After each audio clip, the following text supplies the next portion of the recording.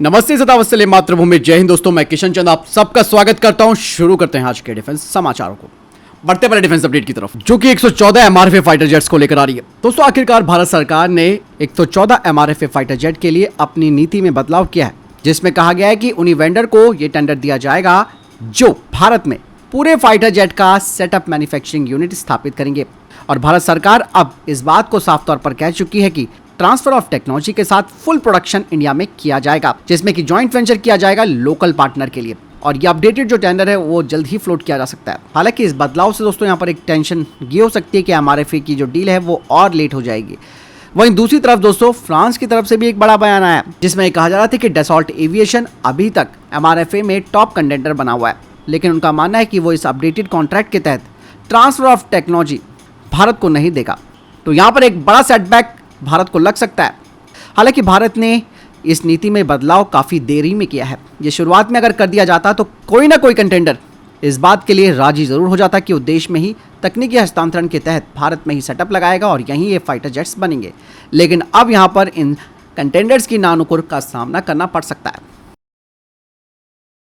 चलिए बढ़ते हैं नेक्स्ट अपडेट की तरफ दोस्तों। नाटो सदस्य एस्टोनिया ने भारत के साथ अब अपने डिफेंस कॉर्पोरेशन को बढ़ाने की बात की है। साथ ही वो चाहता है कि दोनों ही देश मिलकर कटिंग एज डिफेंस टेक्नोलॉजी को तैयार करें और जिसका फायदा दोनों देशों को मिले। यही नहीं दोस्तों, एस्टोनिया अब भारतीय कंपनीज को इन्वाइट कर रहा है ताकि उनके स्टार्टअप्स और जो स्टेब्लिश्ड टेक प्लेयर्स हैं उनके साथ जॉइंट कोलैबोरेशन में हथियारों का निर्माण करें। और केवल दोस्तों इसमें टेक्नोलॉजी का डेवलपमेंट और मैन्युफैक्चरिंग तक ही ये सीमित नहीं रहेगा, बल्कि दोस्तों यहाँ पर जो एग्रीमेंट होगा वो पोटेंशियल मार्केट का एक्सेस के लिए भी होगा। क्योंकि दोस्तों एस्टोनिया भारत के साथ डिफेंस कोलैबोरेशन करके एशिया में कदम रखना चाहता है, तो दूसरी तरफ भारत भी एस्टोनिया के साथ डिफेंस कोलैबोरेशन करके यूरोपियन मार्केट में कदम रखना चाहता है। यानी कि ये विन विन सिचुएशन दोनों देशों के लिए होगी। चलिए बढ़ते हैं नेक्स्ट अपडेट की तरफ दोस्तों, जो कि आर्चर यूएवी को लेकर आ रही है। अब इसको लेकर एक नया अपडेट सामने आया है, जिसमें कहा जा रहा है कि आर्चर यूएवी का अब वेपनाइजेशन होगा। यानी कि ये आर्चर यूएवी हथियारों को लॉन्च करेगा। अब इसका मूल्यांकन परीक्षण किया जाएगा। और आपको मैं बता दूं कि आर्चर ने अपनी उड़ान प्रदर्शनी पूरी की है और जो शुरुआती बाधा आती है उसे पार कर लिया है। लेकिन अब इसमें हथियारों को लगाकर इसका मूल्यांकन किया जाएगा।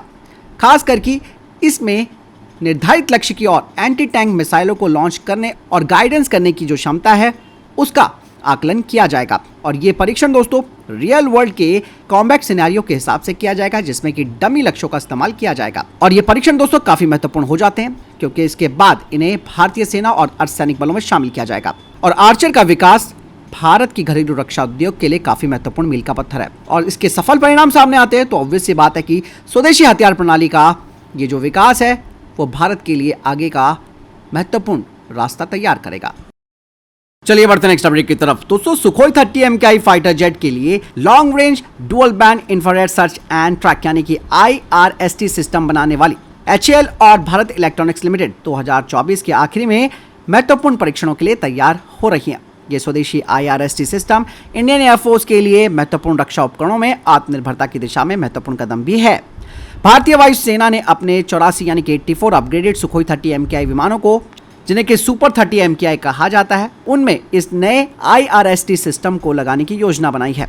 हालांकि अभी तक भारत IRST के लिए रशिया पर निर्भर है। आपको मैं बता दूं कि डिफेंस एक्विजिशन काउंसिल ने मेक 2 कैटेगरी के तहत IRST के विकास के लिए मई 2018 में मंजूरी दी थी। हालांकि इस परियोजना में थोड़ी देरी हुई है, लेकिन अब यह परीक्षणों के लिए तैयार है। IRST सिस्टम लग जाने के बाद सुपर Su-30 की जो पावर है वो काफी बढ़ जाएगी। खास करके ये लॉन्ग रेंज IR डिटेक्शन कर पाएगा। इसके अलावा वाइड फील्ड ऑफ व्यूज को मिलेगा, हाई रेजोल्यूशन डिस्प्ले होगा, ऑटोमेटिक ट्रैकिंग ये कर पाएगा और IRST के साथ इंटीग्रेट होने पर आई सेफ लेजर रेंज फाइंडर सटीक 3D लक्ष्य स्थान को सक्षम करेगा।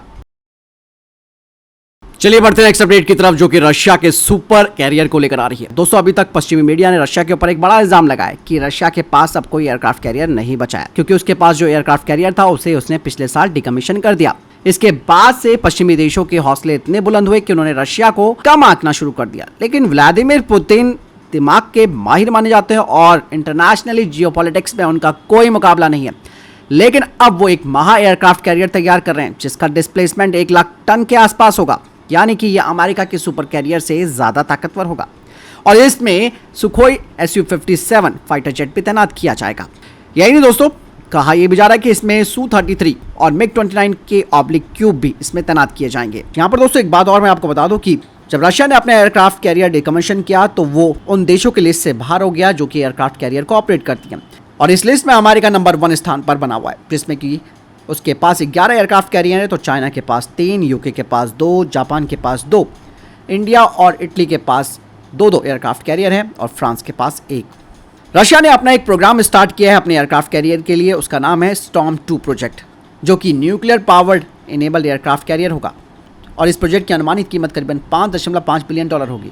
हालांकि रशिया ने 2016 में ही इस प्रोजेक्ट के बारे में चर्चाएं शुरू कर दी थी, लेकिन अब रशिया को लग गया है कि उसे अपनी डोमिनेंस बढ़ानी है, इसीलिए उसने अपने एयरक्राफ्ट कैरियर पर काम करना शुरू कर दिया है। लेकिन दोस्तों यहाँ पर खास बात यह है कि रशिया के एयरक्राफ्ट कैरियर पर S-500 तैनात किया जाएगा, जिससे कि इस एयरक्राफ्ट कैरियर को भेद पाना दुश्मन के लिए असंभव हो जाएगा। वैसे भी एयरक्राफ्ट कैरियर को निशाना बनाना इतना आसान नहीं है, लेकिन दोस्तों अगर कोई स्टेल्थ फाइटर जेट है वो अचानक से हमला कर दे एयरक्राफ्ट कैरियर पर तो शायद नुकसान हो सकता है। लेकिन जब S-500 उस पर डिप्लॉय हो गया तो आप समझिए कि 360 डिग्री की कवरेज मिल जाएगी, जिससे कि इस एयरक्राफ्ट कैरियर को ना तो F-35, ना F-22 और ना ही दुनिया की कोई ऐसी मिसाइल है जो कि इसे गिरा सकती हो। तो S-500 चारों तरफ से एक सुरक्षा का घेरा तैयार कर देगा। रशिया इस एयरक्राफ्ट कैरियर के लिए जबरदस्त तरीके से फंडिंग लगा रहा है और अपनी मैन और मशीन्स को उसने झोंक दिया है।